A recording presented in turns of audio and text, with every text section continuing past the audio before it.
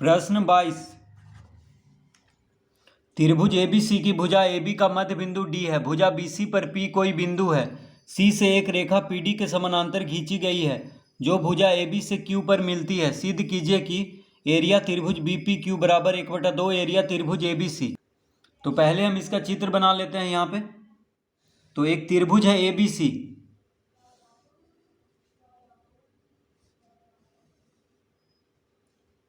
ABC एक त्रिभुज है।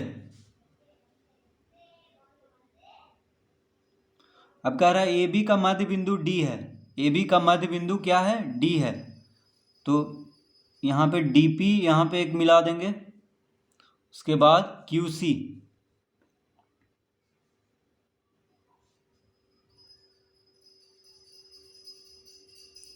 यहाँ पे Q लिखेंगे।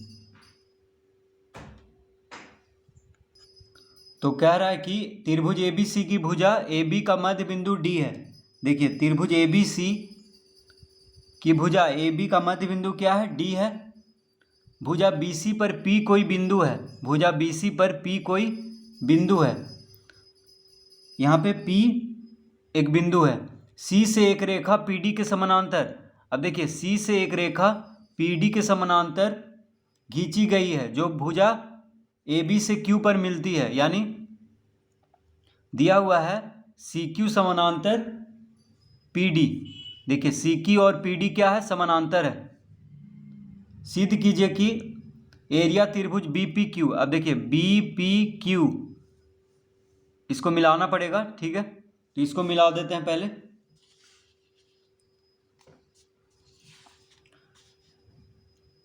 तो इसको हम रचना में मिलाएंगे, PQ मिला देंगे और C से D मिलाएंगे, तो उसको रचना में हम मिलाएंगे। तो अभी क्या कह रहा है कि एरिया त्रिभुज BPQ ये मिलाना होगा। तो त्रिभुज BPQ का जो क्षेत्रफल होगा त्रिभुज ABC के क्षेत्रफल का आधा होगा। ये हमको सिद्ध करना है। तो सबसे पहले हम यहाँ पे लिखेंगे, दिया है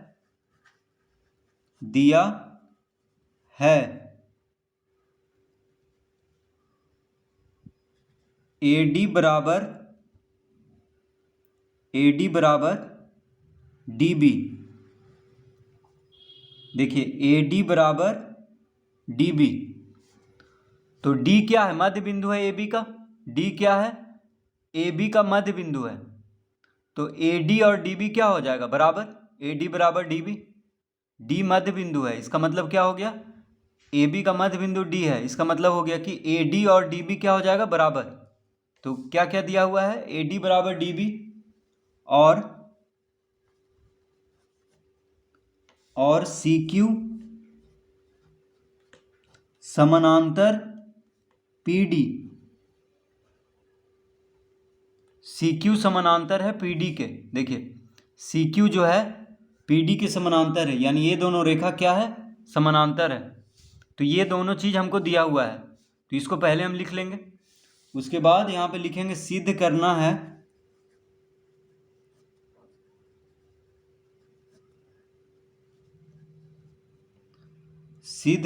है एरिया त्रिभुज BPQ बराबर 1/2 एरिया त्रिभुज ABC।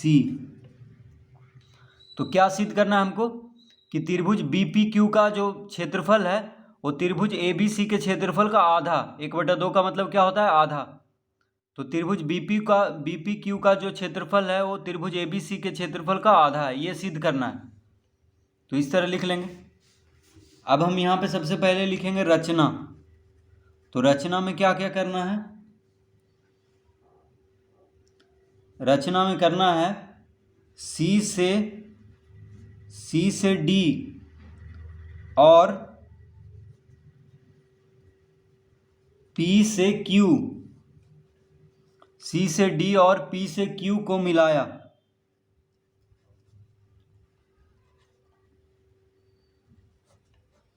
तो रचना में करना है C से D और P से Q को मिला देना है। देखिए सी से डी, तो सी से डी को मिला देते हैं।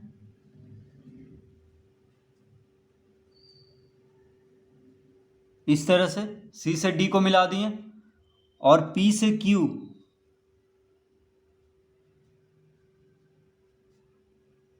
पी से क्यू को मिला देंगे। ठीक है, तो सी से डी को मिला देंगे और पी से क्यू को मिला देंगे। ये रचना करना है खुद से। अब यहां पे लिखेंगे परमान।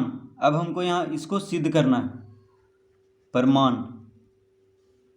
तो लिखेंगे त्रिभुज एबीसी में, त्रिभुज एबीसी में,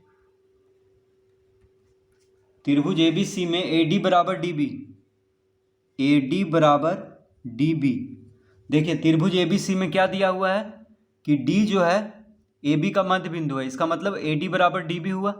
तो त्रिभुज एबीसी में AD बराबर DB, चूंकि लिखेंगे यहाँ पे, चूंकि त्रिभुज एबीसी में AD बराबर DB, अतः CD जो है त्रिभुज एबीसी की माध्यिका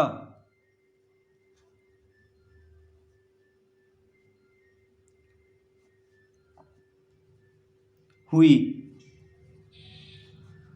तो जब त्रिभुज एबीसी में AD बराबर DB दिया हुआ है, क्योंकि D मध्य बिंदु है AB का, तो जब त्रिभुज एबीसी में AD बराबर DB है तो इसका मतलब हो गया कि CD क्या है, त्रिभुज एबीसी की माध्यिका है। देखिए त्रिभुज ABC, ये बड़ा वाला त्रिभुज में AD बराबर DB, यानी D मध्य बिंदु है, तो AD बराबर DB होगा। तो इसका मतलब क्या हो गया कि ये जो CD है, देखिए त्रिभुज ABC में D से C और D को मिलाए हैं, तो C क्या है, शीर्ष है त्रिभुज ABC का, तो C और D को मिलाए हैं, D मध्य बिंदु है AB का, तो ये दोनों को मिला दिए हैं। तो इसका मतलब CD क्या हो गया, माध्यिका हो गया त्रिभुज ABC का। देखिए CD हो गया त्रिभुज ABC का माध्यिका। तो इस तरह लिख लेंगे।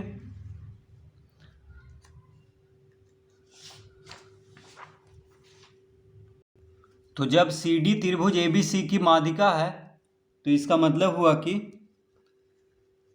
एरिया त्रिभुज BCD, एरिया त्रिभुज BCD बराबर एरिया त्रिभुज ACD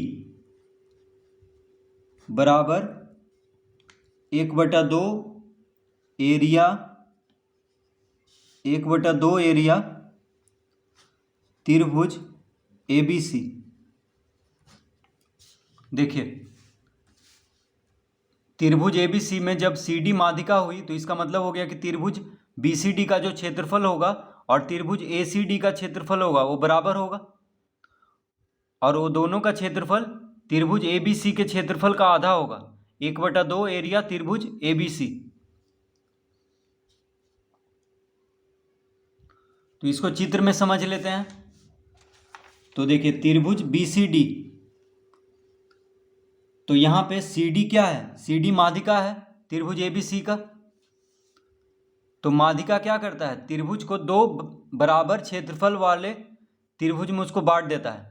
तो CD जब माध्यिका है त्रिभुज ABC का, तो त्रिभुज BCD, देखिए BCD यानी इस त्रिभुज का क्षेत्रफल और त्रिभुज ACD इस त्रिभुज का क्षेत्रफल दोनों बराबर होगा, जो कि त्रिभुज ABC के क्षेत्रफल का आधा होगा। यानी माध्यिका जो होता है वो दो बराबर त्रिभुजों में उस त्रिभुज को बांट देता है। ठीक है, इस तरह लिख लेंगे।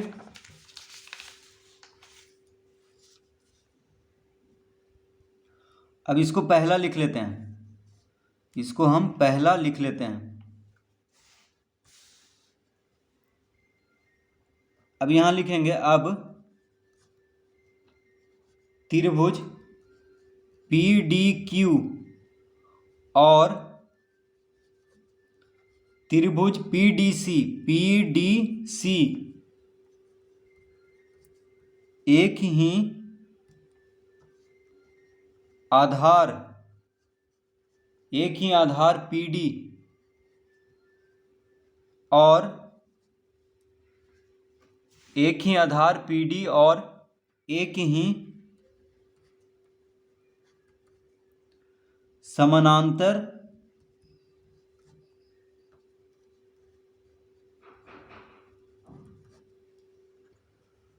तो त्रिभुज पीडी क्यू और त्रिभुज पीडी सी एक ही आधार पीडी और एक ही समानांतर रेखाओं पीडी तथा क्यूसी के बीच स्थित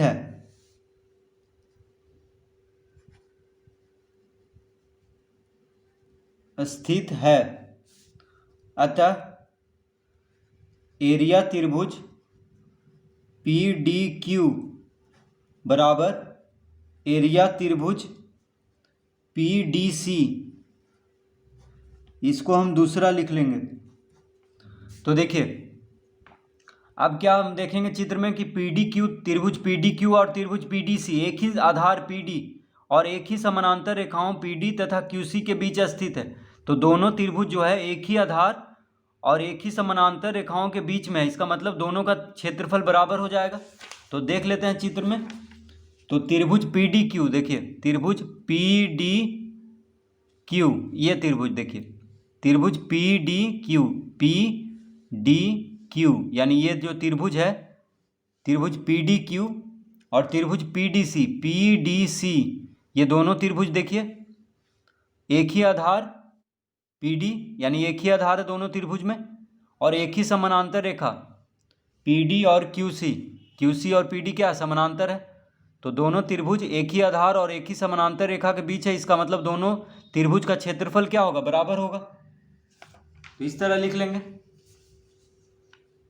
और इसको दूसरा लिख लेंगे क्योंकि आगे ये सब सिद्ध करने में काम देगा।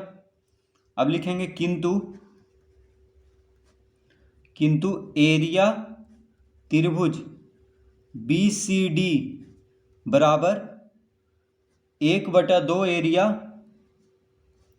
त्रिभुज ए बी सी पहला से, यहाँ पे लिखेंगे पहला से। लेकिन त्रिभुज बी सी डी का जो क्षेत्रफल है वो त्रिभुज ए बी सी का आधा है पहला से। पहला में हम क्या लिखे थे, तो देखिए पहला में हम लिखे थे कि त्रिभुज बी सी डी त्रिभुज ए बी सी के क्षेत्रफल का आधा है। तो उसी को हम यहाँ पे लिख लेंगे। त्रिभुज बी सी डी जो है त्रिभुज ए बी सी के क्षेत्रफल का आधा है और यहाँ पे लिख लेंगे पहला से। अब इसी को आगे लिखेंगे या एरिया त्रिभुज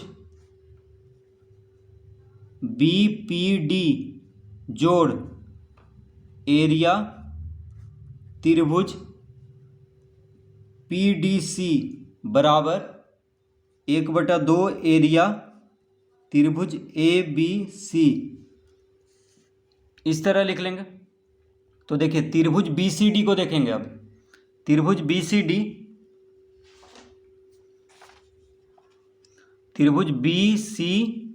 देखिए ये त्रिभुज बी सी डी ये जो त्रिभुज है ये त्रिभुज को जब गौर से देखेंगे तो दो त्रिभुज को मिला करके बना है। त्रिभुज बी पी डी, देखिए बी पी डी और त्रिभुज पी डी सी। तो त्रिभुज बी पी डी और त्रिभुज पी डी सी को जोड़ेंगे तो क्या आ जाएगा, त्रिभुज बी सी डी आएगा। तो त्रिभुज बी सी डी के जगह पे क्या लिख दिए हैं, त्रिभुज बी सी डी के जगह पे लिख दिए हैं त्रिभुज बी पी डी जोड़ त्रिभुज पी डी सी। ये दोनों त्रिभुज का क्षेत्रफल को जोड़ने पे क्या आ रहा है, त्रिभुज बी सी डी का क्षेत्रफल आ रहा है। तो इसके जगह पे ये दोनों लिख दिए हैं, ठीक है। और बराबर में क्या है 1/2 एरिया त्रिभुज ए बी सी। तो यहाँ पे लिख देते हैं चूँकि त्रिभुज बी सी डी बराबर त्रिभुज बी पी डी जोड़ त्रिभुज पी डी सी, इस तरह लिख लेंगे। यानी त्रिभुज बी सी डी बराबर त्रिभुज बी पी डी जोड़ त्रिभुज पी डी सी, यानी दोनों त्रिभुज को जोड़ देंगे तो कौन सा त्रिभुज बन जाएगा, त्रिभुज बी सी डी बन जाएगा। तो त्रिभुज बी सी डी का क्षेत्रफल के जगह पे हम लिख देंगे ये दोनों त्रिभुज का क्षेत्रफल को जोड़ने पे क्या आ जाएगा, त्रिभुज बी सी डी का क्षेत्रफल।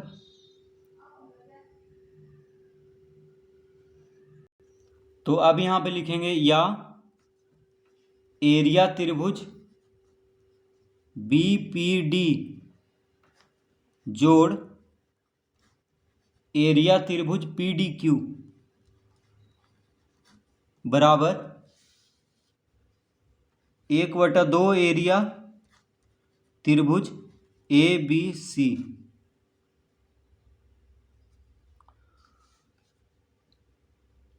और यहाँ पे लिख देंगे दूसरा से। तो देखिए त्रिभुज बीपीडी के जगह पे त्रिभुज बीपीडी ही लिखे हैं, बस त्रिभुज पीडीसी के जगह पे त्रिभुज पीडीक्यू लिख दिए हैं, क्योंकि त्रिभुज पीडीसी का जो क्षेत्रफल है त्रिभुज पीडीक्यू के क्षेत्रफल का बराबर है, तो इसके जगह पे बस इसको लिख दिए हैं। इसके जगह पे बस इसको लिख दिए हैं। दूसरा में देखिए, दूसरा में हम क्या लाए थे, त्रिभुज पीडी क्यू का क्षेत्रफल और त्रिभुज पीडीसी का क्षेत्रफल बराबर है, तो वही यहां पे लिखे हैं। त्रिभुज पीडीसी के जगह पे त्रिभुज पीडी क्यू लिख दिया क्योंकि दोनों का क्षेत्रफल बराबर है।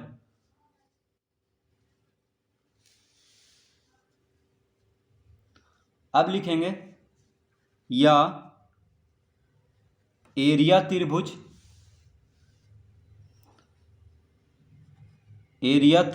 बीपीक्यू बराबर 1/2 एरिया त्रिभुज एबीसी। तो देखिए त्रिभुज बीपीडी और त्रिभुज पीडीक्यू का अगर क्षेत्रफल को जोड़ देंगे तो क्या आ जाएगा, त्रिभुज बीपीक्यू का क्षेत्रफल आ जाएगा। तो दोनों का क्षेत्रफल को जोड़ने पे क्या आ रहा है, 1/2 एरिया त्रिभुज एबीसी, यानी त्रिभुज एबीसी का क्षेत्रफल का आधा है अगर ये दोनों का त्रिभुज का क्षेत्रफल को जोड़ेंगे तो। और ये दोनों त्रिभुज का क्षेत्रफल को जोड़ने पर क्या आ रहा है, त्रिभुज बीपीक्यू का क्षेत्रफल आ रहा है। तो यही सिद्ध करना था कि बीपीक्यू त्रिभुज बीपीक्यू का क्षेत्रफल त्रिभुज एबीसी का क्षेत्रफल का आधा होगा।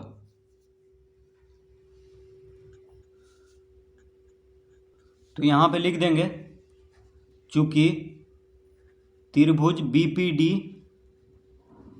जोड़ त्रिभुज पीडीक्यू बराबर त्रिभुज बीपीक्यू। तो त्रिभुज बीपीडी और त्रिभुज पीडीक्यू को जोड़ेंगे तो क्या आएगा, त्रिभुज बीपीक्यू आएगा। इसको चित्र में देख लेते हैं। तो देखिए त्रिभुज बीपीडी और त्रिभुज पीडीक्यू, तो ये दोनों त्रिभुज को अगर जोड़ेंगे तो क्या आ जाएगा, त्रिभुज बीपीक्यू आएगा। ठीक है, तो त्रिभुज बीपीडी और त्रिभुज पीडीक्यू को जोड़ने पे क्या आ जाएगा, त्रिभुज बीपीक्यू। तो यही सिद्ध करना था कि त्रिभुज बीपीक्यू का जो क्षेत्रफल है वो त्रिभुज एबीसी के क्षेत्रफल का आधा है। तो देखिए ये सिद्ध हो चुका है। ये बस यहाँ पे हम समझने के लिए लिख दिए हैं कि ये दोनों त्रिभुज को जोड़ने पे क्या आ रहा है, त्रिभुज बीपीक्यू आ रहा है। तो इस तरह इस प्रश्न को हल करेंगे।